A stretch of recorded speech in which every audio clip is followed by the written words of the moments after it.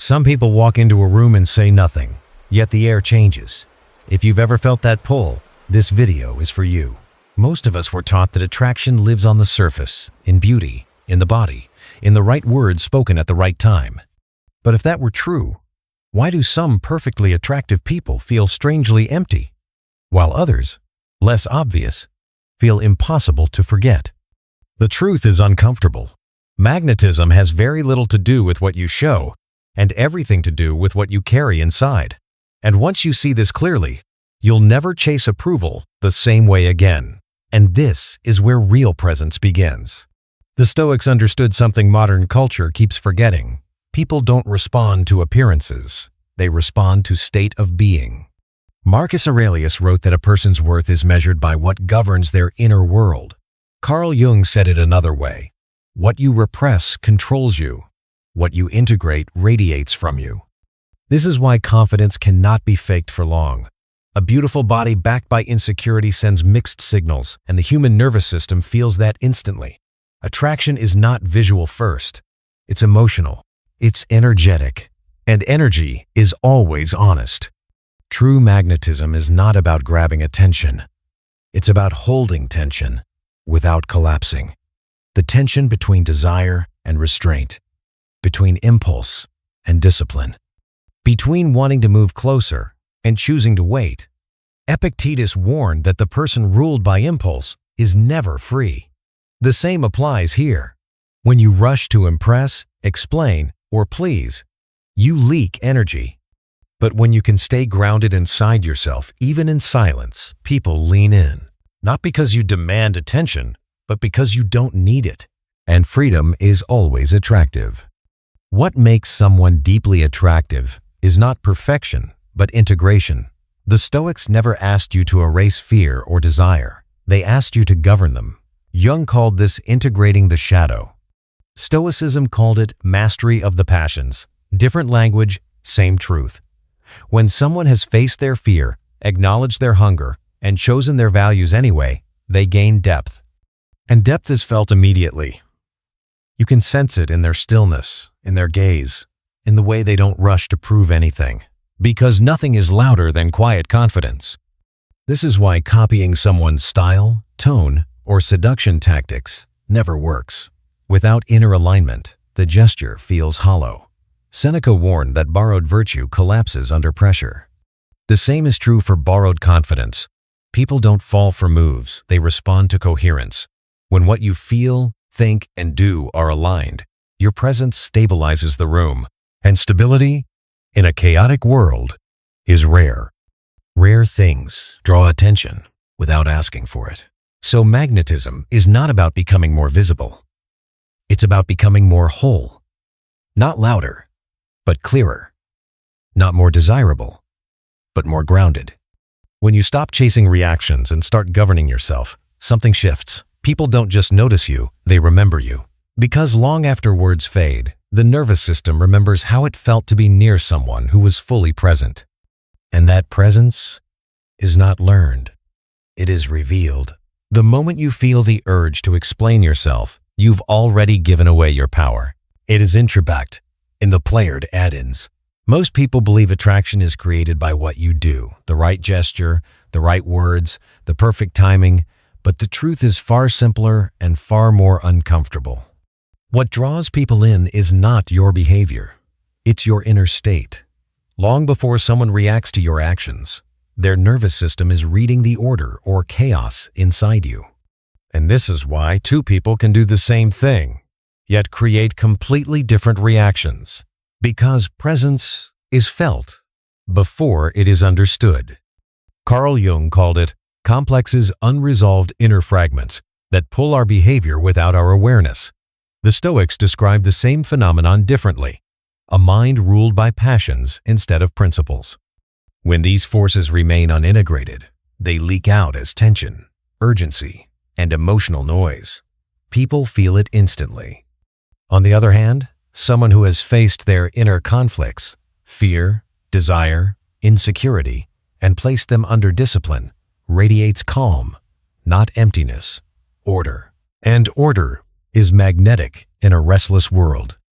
Here is the first rule. And it feels counterintuitive. Never rush to explain your silence. The need to justify yourself is often a quiet form of fear. Fear of being misunderstood, rejected, or ignored. Epictetus warned that the person who needs approval is never free. The same applies here. When you speak just to be accepted, your energy bends to the expectations of others. But when you can remain steady without filling every gap, something shifts. Curiosity appears. And curiosity is the doorway to desire. People who move slowly are often misunderstood. They are not passive. They are deliberate. Slowness creates attention because it sets the rhythm, and the one who controls the rhythm controls the interaction. Marcus Aurelius wrote that nothing is more powerful than a mind that is not hurried. When you don't rush to impress, don't rush to respond, don't rush to be liked, attention lingers. And where attention lingers, fascination begins to grow. Not from effort, but from restraint. The second rule follows naturally. Never try to conquer. Every attempt to impress carries a hidden message. I need something from you. And nothing weakens attraction faster than visible need. The most compelling presence is light, unforced, and complete, not arrogant, full. The Stoics called this sufficiency. Jung described it as the archetype of the silent sage, someone at peace with themselves who does not chase reactions but allows them to emerge. Because fullness never begs. Libido, as Jung explained, is not only sexual energy, it is life force. And the Stoics taught that energy must be directed, not displayed. When you stop performing and start observing, your perception sharpens. You see more, you listen deeper, and when you finally speak or act, it carries weight. This is how inner order becomes outer influence, without force, without pressure, without disguise. And in the next part, we'll explore how true presence begins before a single word is spoken. You don't become magnetic by being seen more. You become magnetic when the room feels different, because you are there. Most people confuse presence with attention.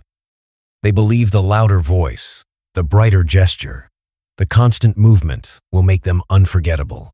But the Stoics taught the opposite. True presence is not about how much space you take, it's about how the space responds to you. You can be silent and still shift the atmosphere. You can be unnoticed at first glance and still become the center of gravity. And that distinction changes everything that follows. Rule number 3 is simple, but demanding. Master your presence before you try to be present. Presence does not come from effort. It comes from inner stillness. Marcus Aurelius reminded himself to stay anchored in the present moment, not trapped in memory, not lost in anticipation, not distracted by comparison. A grounded mind influences without noise. That is why truly magnetic people don't look around constantly. They don't touch often. Yet when they do, it leaves a mark. Because precision always outlasts frequency. Attraction grows in the space between action and restraint. Neuroscience confirms what ancient philosophy already knew. Dopamine is not triggered by reward, but by expectation. The moment you could move closer, but choose not to. The moment you could praise, but remain quiet. The moment you could explain, but allow silence to breathe. This delay is not manipulation. It is self-command. And self-command creates tension. Tension, when held with calm, becomes desire.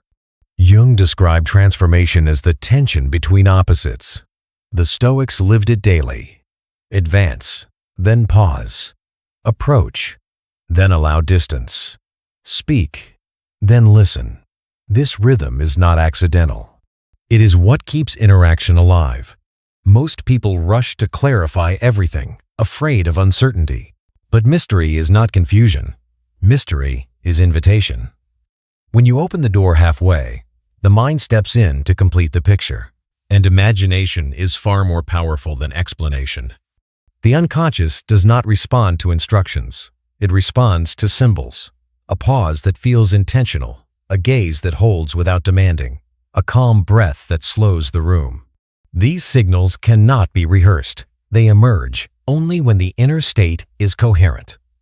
Seneca warned that a disordered soul cannot produce ordered action.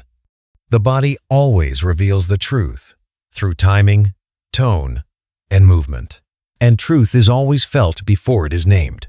When presence is disciplined, expectation is mastered, and mystery is respected, something rare happens.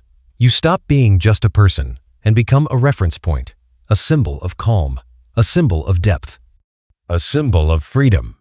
Jung would call this a living archetype. The Stoics would simply say, a person aligned with their nature. Such people are not easily forgotten, not because they demand memory, but because they leave a trace. And in the next part, we will explore why absence, used wisely, speaks louder than constant presence. If you stay too long, you become invisible. If you leave too early, you are forgotten. Power lives in knowing when. Most people believe connection is about time, more messages, more presence, more effort. But emotional depth doesn't follow the clock. It follows timing. There is a moment when closeness opens the heart, and another moment when it closes it. The Stoics understood this deeply. Wisdom is not excess, but measure. And magnetism is not about doing more, it's about doing exactly enough. That precision is where influence begins. Rule 4 is emotional synchronization. This has nothing to do with matching schedules or copying moods. It's about sensing the emotional rhythm of another person without losing your own. Think of a piano. It's not loud or soft that moves us. It's the moment a single note arrives when silence is ready to receive it. Jung called this synchronicity, the mysterious meeting point between inner readiness and outer action. When timing is right, effort disappears. There is a clear difference between holding and forcing. When your inner world is scattered, your actions feel rushed. When your inner world is gathered, your presence feels steady. The Stoics trained this daily through attention, observing impulse without obeying it. The same discipline applies here. You enter the emotional field calmly, as if you already belong there. And just when things peak, you know how to pause. Not to control the other, but to remain in control of yourself. Psychology shows something surprising. The mind remembers what is incomplete more vividly than what is resolved. The most intense moment fades. The unresolved one stays. This is why stepping back at the right time leaves a deeper impression than staying until exhaustion. Magnetism is rhythm. Approach, pause, distance, return. Too much closeness flattens desire. Too much distance erases it. Memory is born in the space between. The fifth rule may feel uncomfortable. Use absence as a language. Constancy dulls the senses. Interruption, when respectful, sharpens them. This is not disappearance out of anger or manipulation. The Stoics warned against acting from resentment. True absence is calm, intentional, and dignified. When you withdraw at the right moment, you don't vanish. You become present in the imagination. And imagination is where bonds deepen. A well-timed absence is not rejection. It is an invitation without words. If someone still feels you when you are not there, the connection has moved beyond the body into the psyche. Jung believed that what lives in the unconscious is not easily broken by distance. The Stoics would say the same in simpler terms. What is rooted deeply does not fall easily. So remember, this magnetism is not about being everywhere. It is about knowing when not to be. And in the next part, we'll explore how conscious touch becomes a gateway rather than a reflex. The most powerful touch is not the one you give quickly. It's the one you almost give and choose to hold back. Most people touch without awareness. A handshake, a pat on the shoulder, a casual brush done out of habit or impulse. But magnetism does not live in reflex. It lives in intention. The Stoics believed that every action should pass through reason before the body obeys. When touch becomes conscious, it stops being movement and becomes meaning. And meaning is what the nervous system remembers. Rule 6 is simple but rare. Make touch a gateway, not a reflex. Magnetic people do not touch often, but when they do, the moment feels deliberate. A hand resting lightly on the shoulder, fingers lingering a second longer than expected, not to take, but to signal presence. Jung believed the body carries psychic content. Every gesture transmits information. When touch arrives slowly, with awareness, it communicates safety, strength, and care without a single word, because the body listens before the mind agrees. In Stoicism, discipline is not denial, it is guidance. The same applies here. The body is not something to rush through, it is a map to be read. Magnetic presence does not take shortcuts. It observes breath, posture, distance, readiness. Modern psychology confirms this. The limbic system responds to touch, scent, temperature, and rhythm long before words are processed. Seduction, in its truest form, happens beneath language. That is why haste always weakens the field. The Stoics never taught us to kill desire. They taught us to govern it. Desire is raw energy. Left unchecked, it becomes urgency. Mastered, it becomes depth. A pause before contact. A slowed breath that steadies the room. A gaze that holds without demanding. This is self-command in action. When impulse is transformed instead of suppressed, presence sharpens, and the atmosphere begins to change, quietly. At a deeper level, magnetism is not about what you reveal, but what you reserve. Most people give away their entire story too quickly. Their thoughts, their emotions, their meaning. But the unconscious does not bond through information. It bonds through participation. When you leave space, the other person begins to imagine, to complete, to project. Jung believed the psyche seeks wholeness. We are drawn to those who reflect something unfinished within us. Mystery invites involvement. Explanation ends it. This is why magnetism is not just about being desirable. It is about being unforgettable.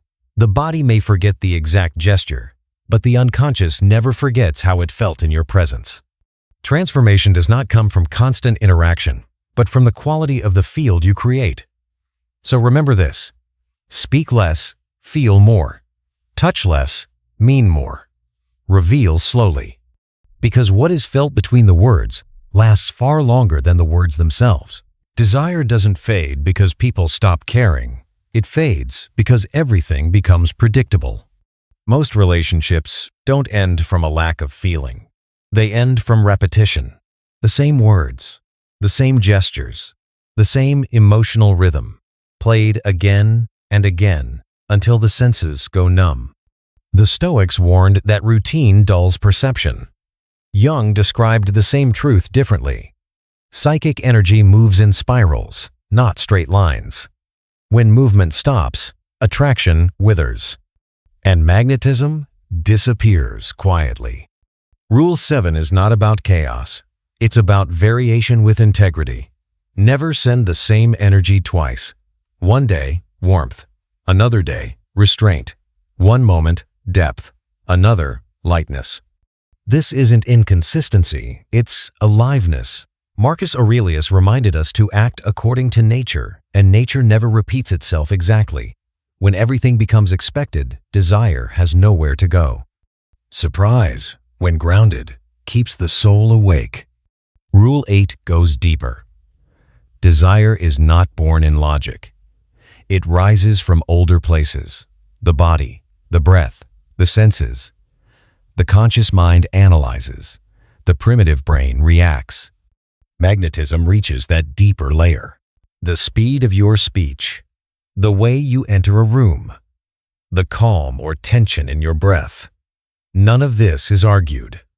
It is absorbed. Your body speaks long before your words arrive. A gaze is never neutral. Held 1 second longer, it creates tension. Broken too quickly, it signals doubt. Fixed too hard, it feels threatening. But a calm look, steady and unspoken, opens possibility. Jung understood that imagination fuels desire more than contact ever could. A single glance can awaken chemistry, dopamine, adrenaline, oxytocin without a single touch. What the mind imagines, the body begins to follow. The 9th rule is not about making someone dependent. It's about becoming distinct. A signature, certain gestures, a familiar silence, a tone that cannot be mistaken. Over time, These form a language the body remembers. When pleasure becomes associated with a unique sequence, the craving is no longer for anyone, but for that experience. This is not possession. It is resonance. You are missed not as a person, but as a feeling. This is why absence can hurt so deeply.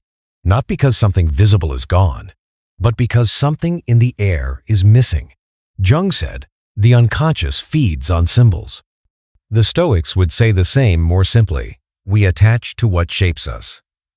When you become a symbol of depth, calm, and presence, you turn into an emotional territory, and territories are not easily replaced. So remember, this magnetism is not about being irreplaceable as a person. It is about being unmistakable as an experience. And that is what keeps desire alive long after the moment ends. If you think self-control means killing desire, you've misunderstood power from the very beginning. Many people believe discipline means becoming cold, distant, untouched by longing. The Stoics never taught that. They warned against excess, not against feeling.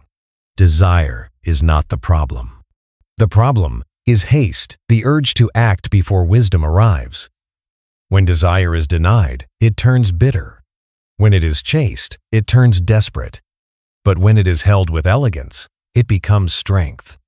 And strength is what people feel before they understand why. Jung compared desire to raw material in alchemy. The Stoics would have called it fuel. Fire can destroy, but it can also warm. The difference is mastery. A person who commands their inner fire does not burn others, they illuminate the space. Their presence feels alive, but never overwhelming. Their gaze carries warmth without hunger. This is the rare balance, where intensity exists without pressure. And that balance changes how every interaction is remembered. When desire is refined instead of released, something subtle happens. Your voice lingers after the conversation ends. A simple moment replays in memory days later. Not because it was dramatic, but because it was fully present. True presence is rare. Most people live divided, performing, worrying, anticipating. But the Stoics trained for wholeness, and wholeness is felt like medicine. Without promises, without pursuit, without force. At this point, magnetism stops being about attraction. It becomes transformation. Jung believed that when a person becomes a symbol, they awaken growth in others. The Stoics believed the same in simpler words. Live so that your character elevates the room. This is not about conquering bodies. It is about touching something deeper, the part of another person that wants to become better, calmer, more whole. That is influence without manipulation. When this understanding settles, your goal changes. You no longer try to be attractive. You aim to be unforgettable. Your touch becomes intentional. Your silence begins to speak. Your absence carries weight, and when you return, the room shifts. Energy moves from fear to intention, from neediness to fullness. You stop trying to please. You become a source, a space, a reference point. And people remember reference points. This is why magnetism is not a technique. It is a way of living, a blend of philosophy, psychology, and refined energy. The Stoics taught that character shapes destiny. Jung taught that the unconscious follows symbols. When desire is mastered with elegance, what begins as attraction ends as awakening. If this message resonated, stay with the journey, reflect, practice, and return to this not to learn, but to remember. Because magnetism was never meant to be learned. It was meant to be revealed.